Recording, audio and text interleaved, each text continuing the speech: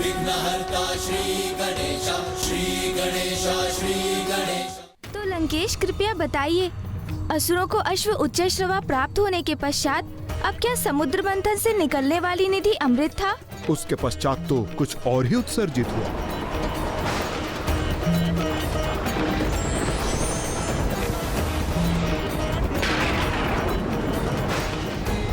फिर सुंदर अप्सराएं उत्सर्जित हुईं और देवताओं को ही उनका भी साथ प्राप्त हुआ। असुर महाराज बलि शांत अवश्य थे, किंतु उनके असुर अब धीरज खो रहे थे, निराशा की ओर बढ़ रहे थे और वहीं स्थित रहने पर विवश थे। अप्सराओं का सानिध्य प्राप्त करने की इच्छा रखने वाले असुरों को राजा बलि ने रोककर उन्हें शांत और स्थिर रहने का आदेश दिया, जिससे वो अपने मुख्य ध्येय पर अपना ध्यान केंद्रित रख सकें, अमृत प्राप्त कर सकें। इसीलिए अप्सराएं भी देवताओं को ही प्राप्त हुईं।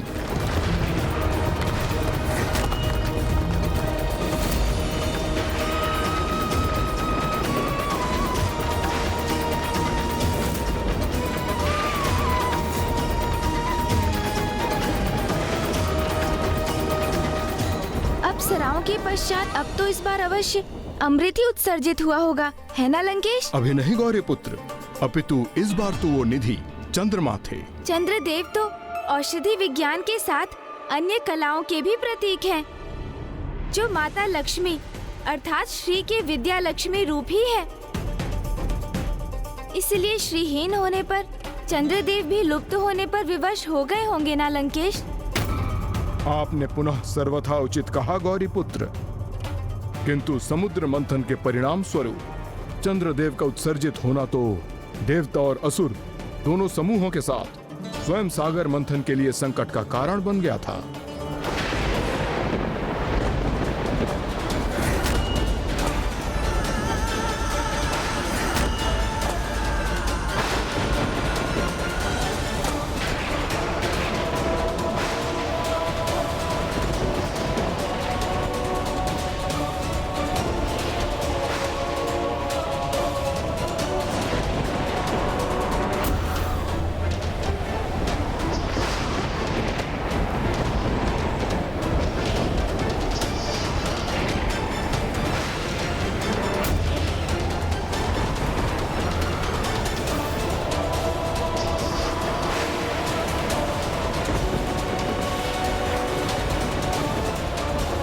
क्षीर सागर में आए इस तूफान का क्या कारण है? इस तूफान की स्थिति में हम समुद्र मंथन कैसे करेंगे? अब ये नवीन संकट क्या है?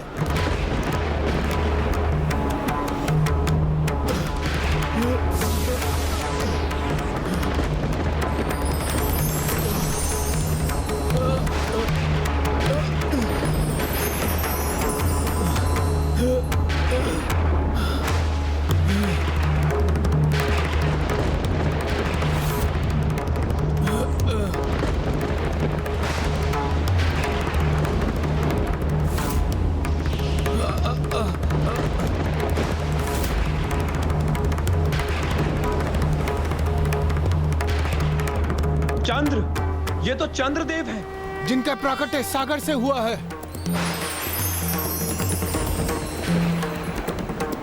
इन्हीं के प्रभाव के कारण क्षीर सागर में ज्वार की स्थिति उत्पन्न हुई है।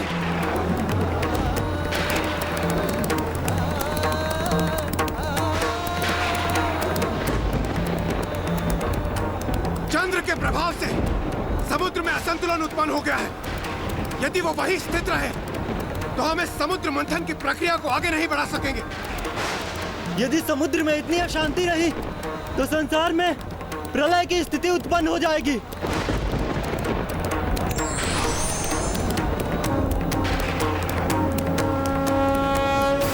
चंद्रदेव, कृपा कर अपनी ऊर्जा को नियंत्रित कीजिए। अपने प्रभाव को शांत कीजिए चंद्रदेव। शांत हो जाइए चंद्रदेव, अन्यथा सागर मंथन यहीं रुक जाएगा। हमारी गुहार सुनिए चंद्रदेव, इस स्थिति को विकट होने से बचा लीजिए। संकट की इस अवस्था में सागर मंथन सर्वथा असंभव हो गया है। नहीं देवराज, जब तक समुद्र से अमृत उत्सर्जित नहीं होता तब तक ये मंथन हम कदापि नहीं रोकेंगे। और यदि तुम में से किसी भी देवता ने रुकने का प्रयास किया तो प्रलय के पूर्व ही तुम्हारी मृत्यु होगी। हाँ हाँ, ऐसा ही होगा। जो भी देवता रुकेगा उसका अंत होगा। बलि की ये असुर तो अमृत प्राप्त करना चाहते हैं। यदि अमृत इनके हाथ लग गया तो अनर्थ हो जाएगा। किंतु अमृत की सुरक्षा और असुरक्षा के विचार का औचित्य भी तो तभी है जब समुद्र मंथन संभव होगा। इसके लिए हमें चंद्रदेव तक अपनी गुहार पहुंचानी होगी।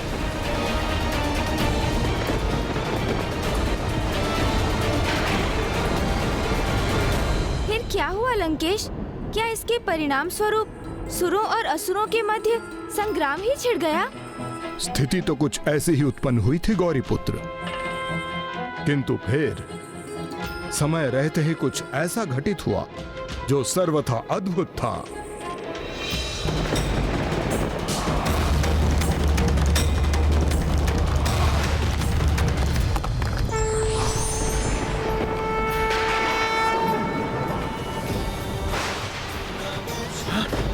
महादेव,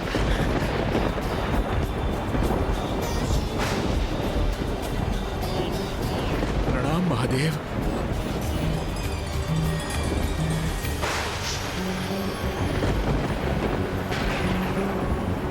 चंद्रशेखर चंद्रशेखर चंद्रशेखर रक्ष मां। चंद्रशेखर चंद्रशेखर चंद्रशेखर पाहि मां। रत्नसानुशरासनं। चंद्रशेखर चंद्रशेखर चंद्रशेखर रक्ष मां। चंद्रशेखर चंद्रशेखर चंद्रशेखर पाहि मां। रत्नसानुशरासनं। रजताश्रीनिकेतनं।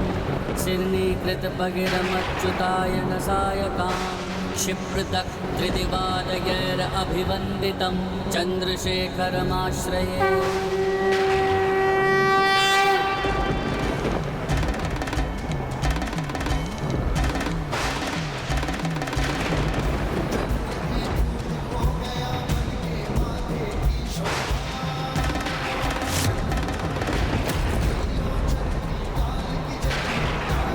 चंद्रशेखर महादेव की।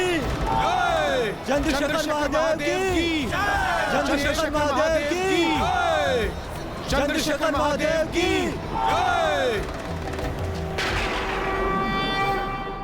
अर्थात प्रभु महादेव ने विषाक्त हलाहल से सृष्टि की रक्षा की और नीलकंठ महादेव कहलाए। उसी प्रकार प्रभु महादेव चंद्र की शीतल ऊर्जा की रक्षा करने के लिए भी प्रकट हुए और चंद्रशेखर नाम भी स्वीकार किया। और उनके ऐसा करने पर ही पुनः समुद्र मंथन की प्रक्रिया आरंभ हो सकी। और इस बार मंथन के परिणाम स्वरूप जिनका प्रकाट्य हुआ, देवताओं के अतिरिक्त किसी अन्य को भी उनकी प्रतीक्षा थी।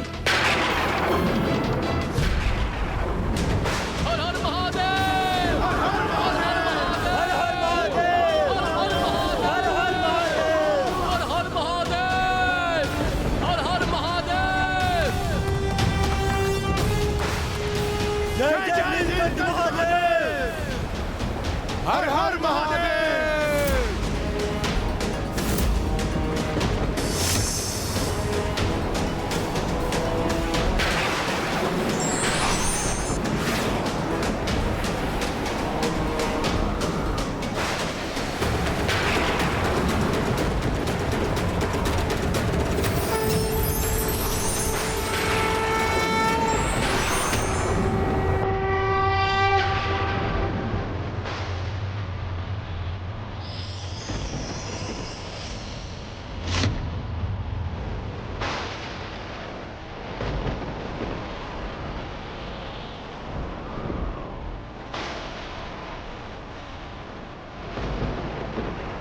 प्रणाम माता लक्ष्मी।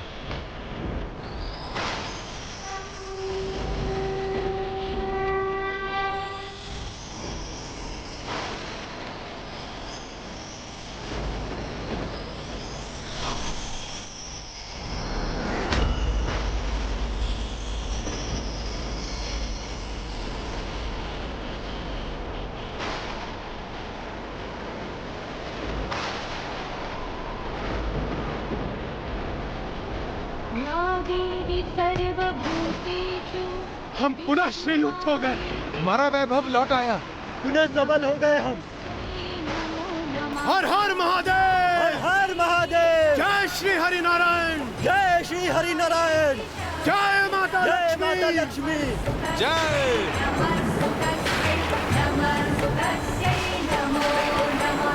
या देवी सर्वभूतेषु प्रणाम प्रभु। नमस्तस्यै नमो नमः। महाराज, ये तो हमारे लिए सर्वथा उचित रहेगी। हम इस सुंदर स्त्री को अपने साथ ले जाएंगे। नहीं मेरे असुरों, देवी लक्ष्मी के सौंदर्य से भ्रमित ना हो, अपने लक्ष्य पर स्थित रहो। मात्र और मात्र हमें अमृत चाहिए।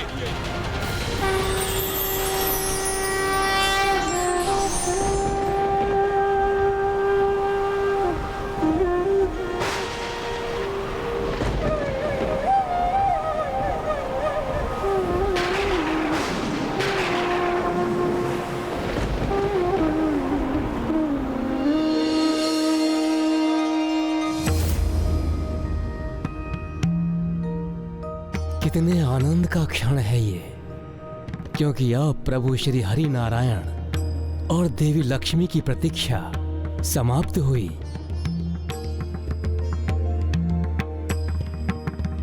इनका पुनर्विनर्त इनके विवाह से ही पूर्ण हो।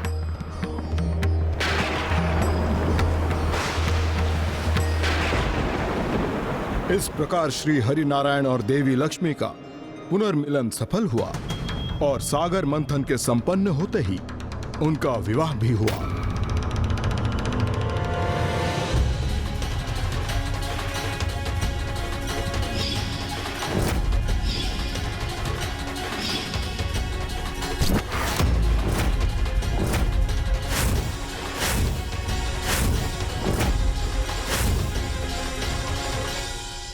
अब आप किन विचारों में डूब गए हैं गौरी पुत्र? मैं तो बस श्री हरि नारायण के विवाह की कल्पना कर रहा था। अच्छा आप बताइए लंकेश, फिर आगे क्या हुआ? अब सागर मंथन से क्या उत्सर्जित हुआ? देवी लक्ष्मी के आगमन के उपरांत श्रीहीनता से मुक्त होकर समस्त देवता एक नवीन उत्साह से भर गए थे और पूर्ण शक्ति से मंथन में जुट गए। असुरों ने भी अपने उत्साह और शक्ति से समुद्र मंथन में देवताओं का साथ दिया और फिर वो क्षण आ ही गया जिसकी प्रतीक्षा असुरों और देवताओं को बड़ी आतुरता से थी।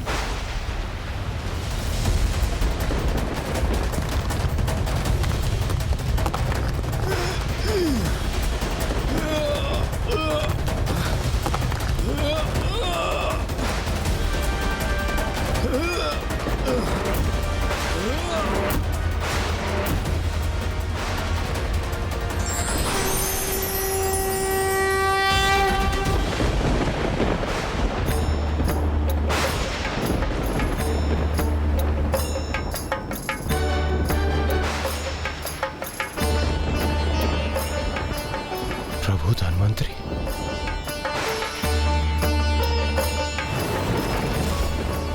अमृत अमृत अमृत प्राप्त हो गया हमें, अमृत।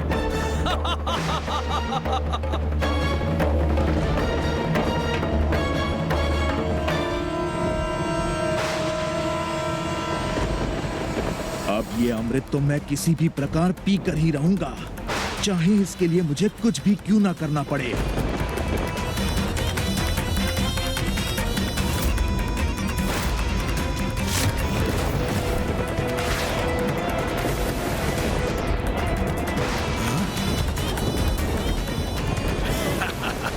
बस अब अमृत मुझे प्राप्त होने ही वाला है।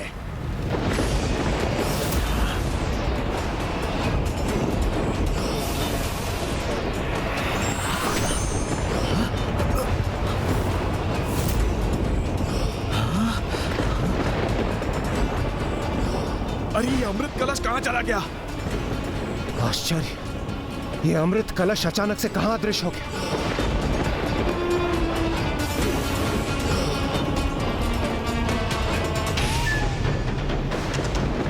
देवताओं, बताओ हमें अमृत कलश कहाँ गया? असुरों, तुमने क्या किया अमृत कलश के साथ? ये तो एक अत्यंत ही विकट स्थिति उत्पन्न हो गई थी देवताओं के लिए लंकेश, कि अमृत कलश कहाँ लुप्त हो गया। किसी और को ज्ञात हो या ना हो, किंतु आपको तो ज्ञात था ना गौरीपुत्र। कदाचित आपको उनकी स्थिति पर आनंद आ रहा होगा गौरी नंदन, परंतु देवता और असुर अब दोनों ही दबाव में थे और फिर देवता एवं असुरों के मध्य एक कलह की स्थिति उत्पन्न हो गई थी। हमसे छल मत करो देवताओं, हमें बताओ तुमने कहाँ छिपा रखा है अमृत कलश? अन्यथा तुम में से कोई भी अमृत पान करने हेतु शेष नहीं बचेगा।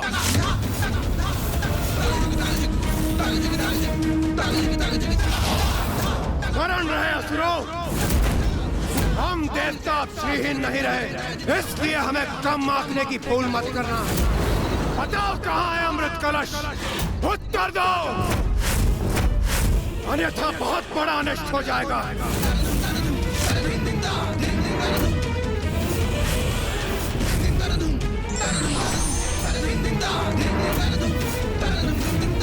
देवताओं, मेरे और मेरे असुरों के धैर्य की परीक्षा मत लो।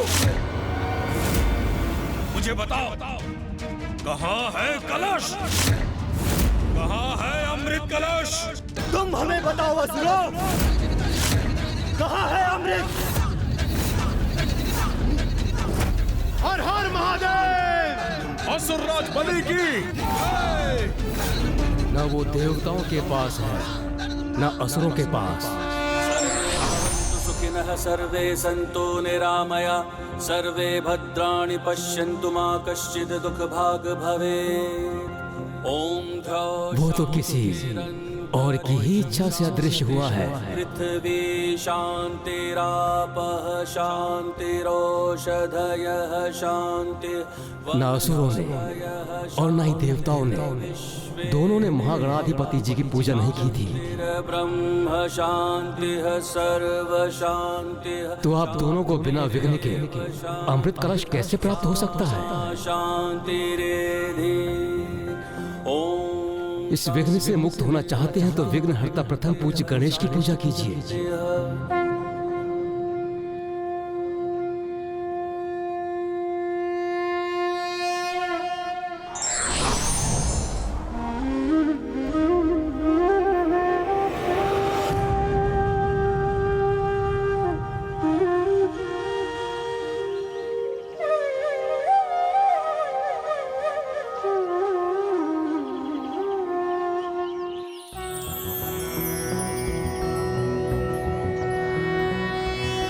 नमस्ते ब्रह्मरूपाय विष्णुरूपाय ते नमः।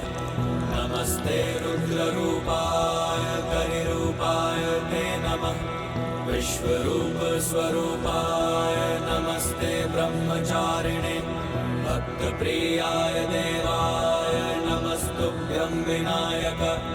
ॐ सिद्धिबुद्धिसहिताय महागणपतये नमः।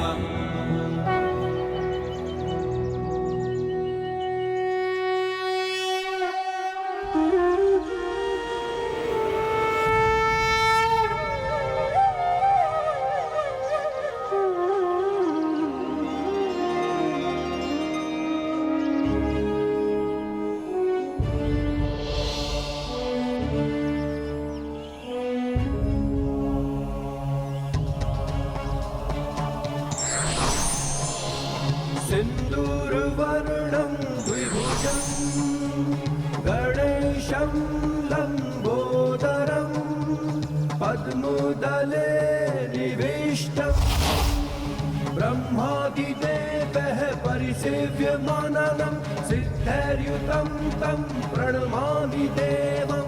सिन्दूरवर्णं द्विभुजं गणेशं लम्बोदरं गणेशं लम्बोदरं पद्मदले निविष्टं ब्रह्मादिदेवः परिसेव्यमानं सिद्धैर्युतं तं प्रणमामि देवं।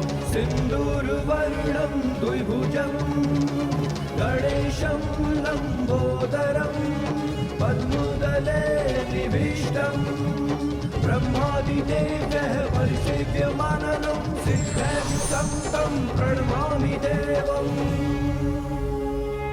तो वहां उस उदर के भीतर है अमृत कलश। अब हम असुरों को इस अमृत कलश को प्राप्त करने से कोई नहीं रोक सकता।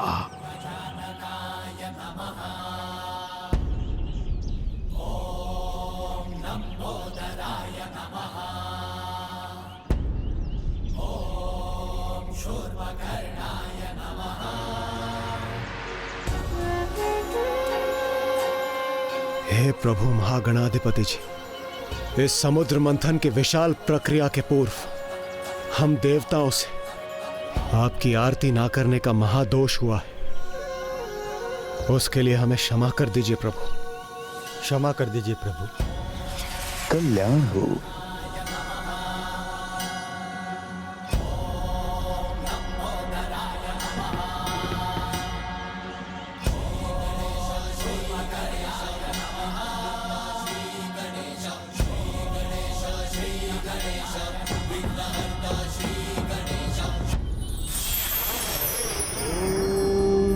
सिद्धि बुद्धि सहिताय महागणपतये नमः।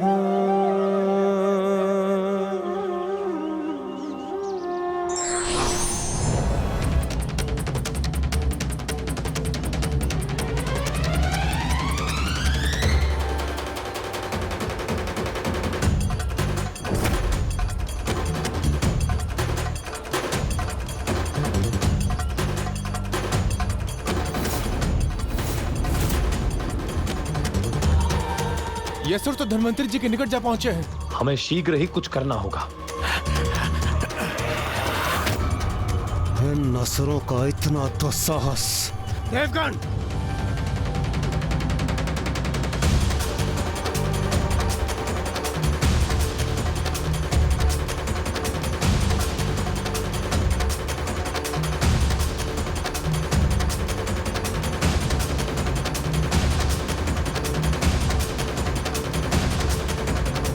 वो स्थान जहां आपने अर्थात प्रभु गणाधिपति जी ने देवताओं को आशीष दिया था, वो स्थान अब अमृत घटेश्वर के नाम से प्रसिद्ध है।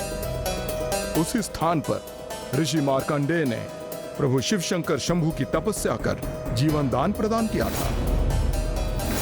किंतु अब उसी घाट पे असुरों ने अपनी कपटी योजना के सहारे देवताओं से अमृत चुराने का षड्यंत्र रचा। मैं अचंभित हूँ कि इतनी भक्ति के साथ मेरी पूजा करने के पश्चात भी अंततः असुरों ने पुनः छल एवं प्रपंच का मार्ग ही चुना। हाँ गौरी पुत्र, एक कुटिल कपटी असुर सर्वभानु के कारण अमृत कलश असुरों को प्राप्त तो हो गया था, किंतु उन्हें आपका अर्थात प्रभु गणाधिपति का आशीष कहाँ प्राप्त था। देवताओं का अनुसरण करते हुए असुरों ने देवताओं की ही भांति अग्नि की ज्योति को हाथ में रखकर अग्नि की ज्योति के स्थान पर प्रचंड अग्नि को ही हथेली पर रखकर पूजा की थी, किंतु उनकी भक्ति में निष्ठा नहीं थी और बिना भक्ति भाव के किसी भी पूजा का कोई अर्थ नहीं। वहीं दूसरी ओर पूर्ण श्रद्धा से एक बार भी जपा गया प्रभु का नाम ही सर्वथा पर्याप्त है लंकेश। किंतु तब वो असुर मेरे समान बुद्धिमान नहीं थे।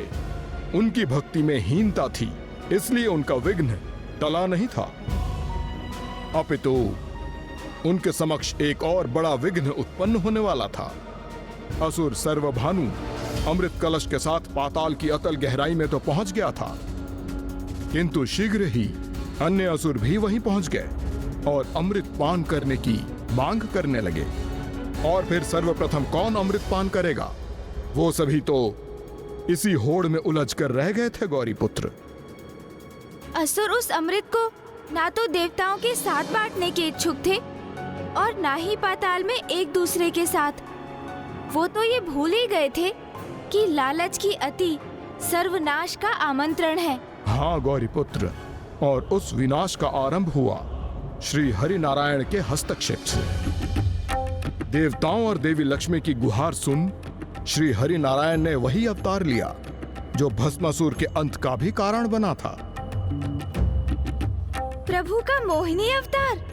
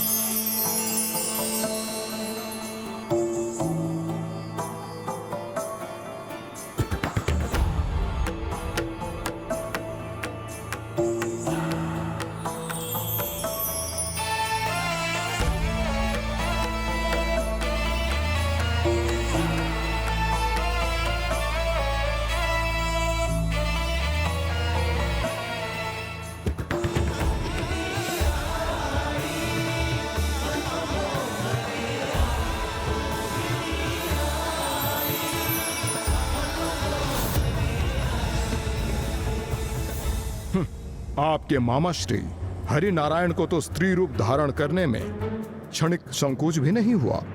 किंतु उसमें अनुचित क्या है लंकेश? पुरुष के भीतर उसका स्त्री रूप ही उसकी शक्ति होता है। और सत्य तो ये भी है कि पुरुष रूप में महादेव की शक्ति श्री हरि नारायण बनकर प्रकट होती है और स्त्री रूप में माँ पार्वती बनकर। और अब महादेव की ही शक्ति श्री हरि नारायण के माध्यम से एक भिन्न अर्थात मोहिनी अवतार के रूप में प्रकट हुई थी। तो माया और मोह का प्रयोग कर असुरों को प्रलोभन देकर उनसे अमृत प्राप्त करने हेतु श्री हरि नारायण ने अपना मोहिनी अवतार रचा था।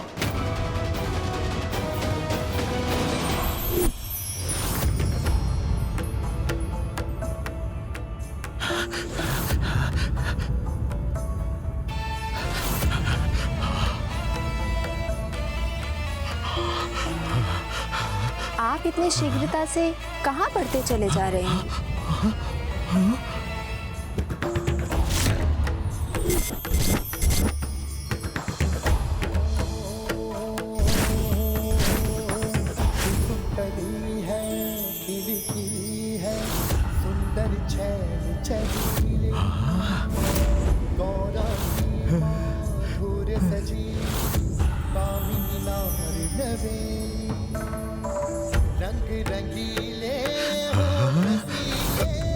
अद्वितीय अद्भुत सौंदर्य है सुंदरी का। जो देखे कोई तन मन जीवन हारे। वो रहा अमृत कलश, ये हमारा है।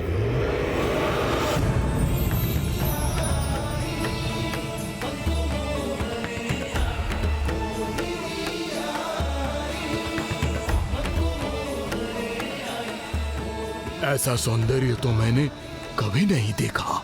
इस सुंदरी का सानिध्य प्राप्त हो तो धन्य हो जाऊं मैं।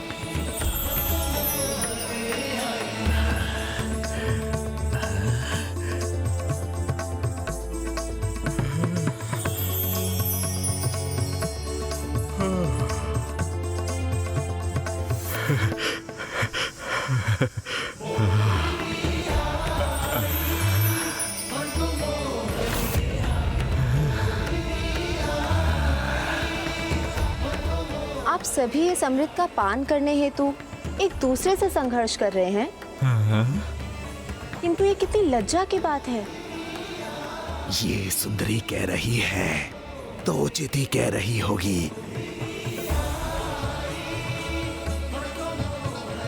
ये व्यर्थ के संघर्ष को रोकने के लिए यदि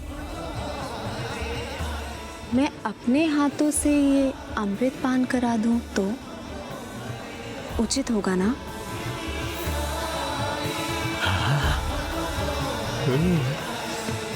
हाँ, उचित रहेगा, सर्वथा उचित। हमारा है अमृत, हमारा है।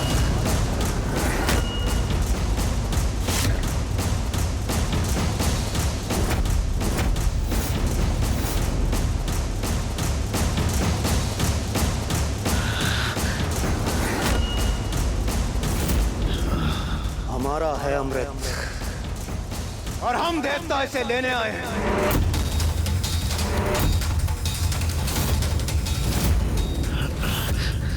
अमृत तो असुरों को प्रदान नहीं किया जा सकता, इसलिए उचित यही होगा कि तुम अमृत हमें सौंप दो।